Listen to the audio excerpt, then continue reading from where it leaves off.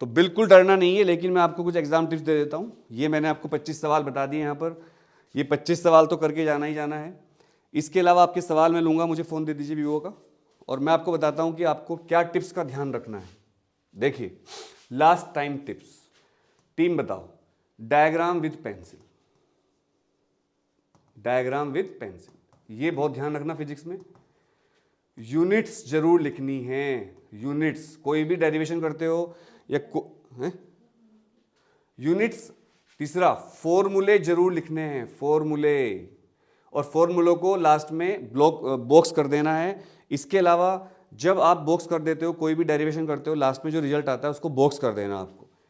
चौथा, 10 मिनट बचाने हैं, 10 मिनट बचाने हैं चेक करने के लिए, बचाने हैं लास्ट में चेक करने के लिए, ठीक है, रख लो आप, चेक करने के लिए, कमेंट तो वहां पर है, चेक करने के लिए कुछ गलती तो नहीं हो गई, कोई सवाल छूट तो नहीं गया। कई बार ऐसा होता है बच्चों के साथ कि उनको सवाल आते हैं लेकिन वो छूट जाते हैं उनसे गलती से, उनको याद ही नहीं रहता सवाल तो में आता है, अरे भाई घर जाके लगता है अरे ये तो मुझे आता था, ये तो मैं कर सकता था। पिछले साल जब हम रिव्यू लेने गए थे, एक लड़की रोने लगी तो उसका पेपर छूट गया, तो वो वीडियो देखी होगी आपने, काफी वायरल हो रही है। वो लड़की रोने लगी, सर मेरा पेपर छूट गया उसके पापा भी थे वहीं पर, और ये बहुत दुख की बात होती है। पांचवा, क्वेश्चन नंबर जरूर लिखो, क्वेश्चन नंबर जरूर लिखो, क्योंकि जब एग्जामिनर कॉपी चेक करेगा, कुछ बच्चे क्वेश्चन नंबर लिखे बिना ही सवाल कर देते हैं, तो एग्जामिनर को बहुत गुस्सा आता है, क्योंकि उसको ढूंढना पड़ता है आपने कौन सा क्वेश्चन किया है, उसका टाइम वेस्ट होता है। एग्जामिनर जो कॉपी चेक करते हैं उनको पैसे मिलते हैं, वो ज्यादा कॉपी चेक करना चाहते हो, इरिटेशन होती है, नंबर काटेंगे, पक्का काटेंगे नंबर।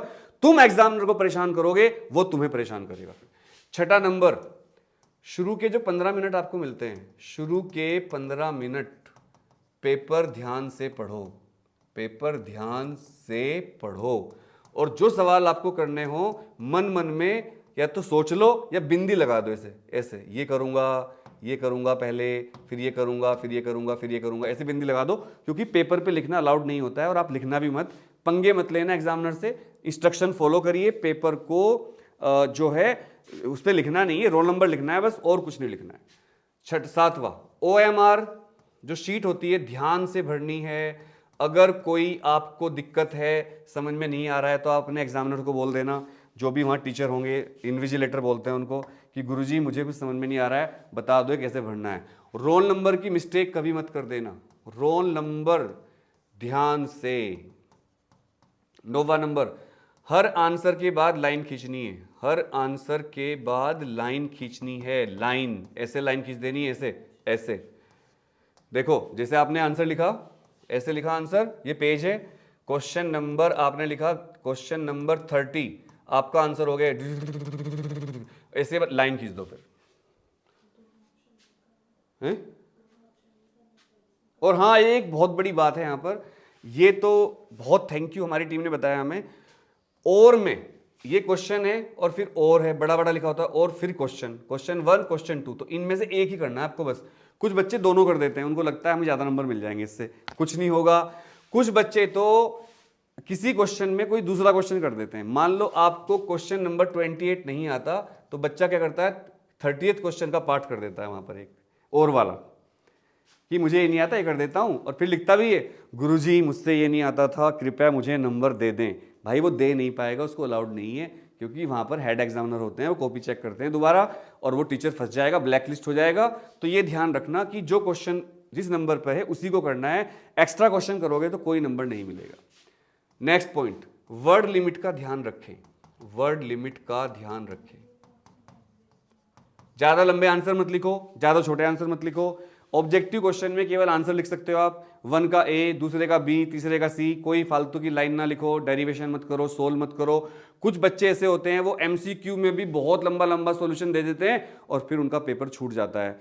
प्यारे बच्चों, ऐसा मत करना, छोड़ के मत आना कुछ भी, पूरा पेपर करके आना। MCQ की क्वेश्चन की औकात 1 नंबर की है, उसको 1 वर्ड लिखो बस, उससे आपका बहुत टाइम बचेगा, 20 नंबर फ्री के हैं। अगर 18 MCQ आए और आपने 18 MCQ, एक MCQ 5 सेकंड में कर दिया, 18 पंजे 90, 1.5 मिनट में आपके 18 नंबर हो गए। आपके पास पूरा 3 घंटे बचे हुए हैं और आप उस 3 घंटे में अपना पेपर करके आ जाओगे। ये 25 क्वेश्चन करके आप पास हो जाओगे, ये मेरी पूरा विश्वास है बच्चों, जो मैंने बताया। इसके अलावा देखिए कुछ बच्चे क्या करते हैं, कॉपी का पेज वेस्ट करते हैं। देखो ऐसे, ये कॉपी का पेज है, यहाँ पर मार्जिन दे देंगे, यहाँ पर मार्जिन दे देंगे, यहाँ पर लिखेंगे इतना सा बस। ये बहुत गलत बात है, ये आप पेपर वेस्ट कर रहे हो। इससे टीचर, आप ज़्यादा कॉपी भरोगे, ज़्यादा शीट लोगे, टीचर को कॉपी चेक करने में दिक्कत आएगी, इरिटेट होगा, आपके नंबर कटेंगे, पक्का गुस्सा आ जाएगा टीचर को। तो कभी भी आप जो है इस तरह से ना करें। नेक्स्ट पॉइंट, एमसीक्यू में तुक्का कैसे मारें। इसकी बहुत बड़ी टेक्निक है, एमसीक्यू में तुक्का कैसे लगाएं। देखो, अगर मान लो, सबसे पहले तो सोचो, थिंक, रिकॉल, आंसर।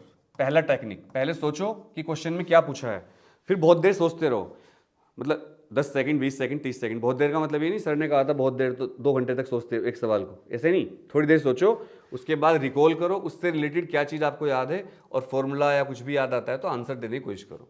मान लेते हैं आप बिल्कुल ब्लैंक हो, कुछ नहीं आता आपको, तो फिर आप क्या करो, ये पता लगाओ कौन से आंसर गलत हैं। Check which is wrong, check which options are wrong, check which options are wrong. ये पता लगाओ कौन से ऑप्शन गलत हैं।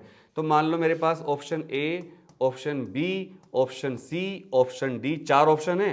तो मुझे पता चल गया भाई ए तो हो नहीं सकता, सी हो नहीं सकता, अब या तो बी होगा या डी होगा। अगर बी और डी सही लग रहे हैं आपको तो हमेशा डी आंसर चूज करना। ये टेक्निक ज्यादातर काम करती है, 90% ये टेक्निक आपके आंसर ठीक करवाएगी। अगर ए और सी गलत हैं और बी और डी में से सही हो सकता है, आप कंफ्यूज हो रहे हो, तो बी आंसर कभी नहीं होगा, डी आंसर होगा। नेक्स्ट, अगर 4 ऑप्शन दे रखे हैं ए बी सी डी, बात सुनो ध्यान से, और आपको कुछ नहीं पता, कोई आइडिया नहीं है आपको, तो आप हमेशा आंसर ए लगा देना उसके, हमेशा ए लगा देना, ठीक है। अगर आप ब्लैंक हो, बिल्कुल आपको कुछ नहीं आता, और चौथा ऑप्शन नन ऑफ दीज है और आपको कुछ समझ में नहीं आ रहा है, तो आप डी आंसर लगाना। ये भी 90% टेक्निक काम करेगी आपकी। ये 25 सवाल प्लस ये जुगाड़ करके आप पास हो जाओगे।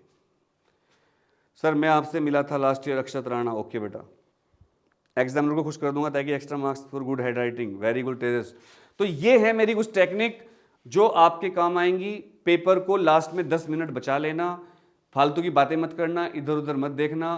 और अगर आपको दिख रहा है किसी का आंसर सामने, आप बैठे हो और आपको उसके लिए मुड़ना नहीं पड़ रहा है, और आपको दिख रहा है कि वो बच्चे का डायग्राम बना हुआ है, तो आप भाई थोड़ा बहुत देख सकते हो, इतना ईमानदार होना भी ठीक नहीं है।